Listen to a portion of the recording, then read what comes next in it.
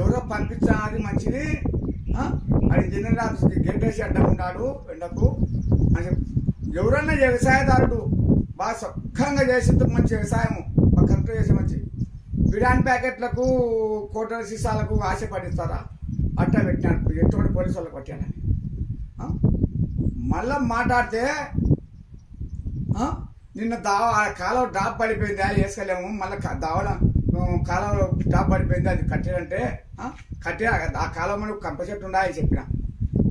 ఒకసారి పూర్తిగా ఉంది, కాలం ఎత్తాలంత దూరం పోతున్నాయి. అది చెప్తే వేరే ఇది మా వాళ్ళు కాదు వేరే వాళ్ళు చెప్తలేము సర్లేమన్నా. మళ్ళీ కలెక్టర్ కాడికి పోయి అడిగితే ఇది మన ఈ నెల సెప్టెంబర్ వరకు అడగడానికి లేదు, ఇంకా నువ్వు రా వాకిడికి సెప్టెంబర్ ఏదైనా కానీ సెప్టెంబర్ వరకు అంటే ఇప్పుడు ఆ నీళ్ళు ఎట్లా మరవలేసుకోవాలి మేము, ఎట్లా అది ఎట్లా అంటే ఏదైనా కానీ ఒక నీళ్లు తప్పి అయినప్పుడు కానీ, ఒక పువ్వాకలి అయినప్పుడు కానీ, అన్నవాకలి అయినప్పుడు కానీ తింటామా? ఆకలి తప్పి అయినాక తింటామా? ఇదేనా నీళ్లు తప్పి అయినప్పుడు తాగుతామా? తప్పి చల్లారినాక తాగుతామా? బిడ్డపడు ఇది కూడా యాదాని టైం అప్పుడు అది అడగాలనా లేదా?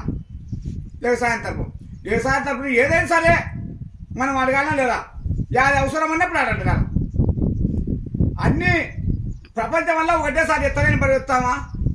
ఒక్కోటి యాది అవసరం అన్నప్పుడు వ్యవసాయం తరపు ఏదైనా అవసరం పడినప్పుడు వ్యవసాయం కానీ పాడి పంటలు కానీ ఏముందో అభివృద్ధి ముందు యాది అవసరం అన్నప్పుడు అది అడగాల. మీరేమో రాజధానులు కడతారు, బిల్డింగులు కడతారు, గవర్నమెంట్ బిల్డింగులు కడతారు, గవర్నమెంట్ ఆఫీసులు కడతారు అని. మేము బరువులకు కట్టేసుకుని లేదన్నా అది సాయం చేయలే, బరువులకు మేపు అడిగినా ఇవ్వలే. ఇప్పుడు మందు మూటలు 1300 అమ్మేటి 2000 అమ్ముతున్నాయి. ఇప్పుడు ఇది ఎక్కించుగా నేనేమన్నా ఇళ్ళ బెసలు జిలిగలు చల్లుకుంటే కనుక ఎరువు లావు మందులు తగ్గుతాయి, ఎరువు లావు పడతాయి, బాగా ధాన్యం అందరు కూడా తీస్తుంది.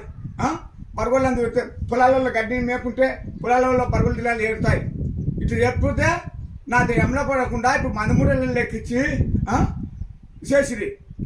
ఇప్పుడు మన చేతి పంటలు ఆడిగాడి కొడితే మనం ఏం తిని బతకాలి, మీరు అలా చేయాలి. నేను అన్నీ చెప్పినాను, గడ్డి మందులు అన్నీ చెప్పినాను, చెల్లులు పెట్టాను. ఏదైనా వ్యవసాయం తప్పున ఒక్కొక్కటి చేసుకుంటూ రావాలా.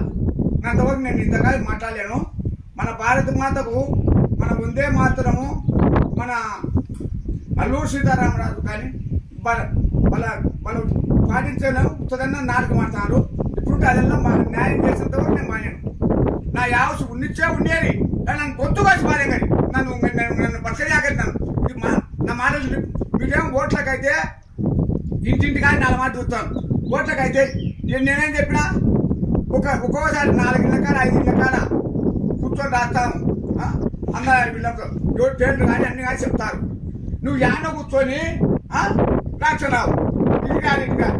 వాళ్ళు ఏం చేస్తారు, నా ఓట్లు లేకుంటే నాకు ఓట్లు లెక్కరేమో, నాకు బియ్యం కార్డు తీసి చెప్తారేమో, నాకు పింఛన్లు ఇస్తారు. వాళ్ళు భయపడి ఎవరైతే అందరు గుంపులు పోతారు.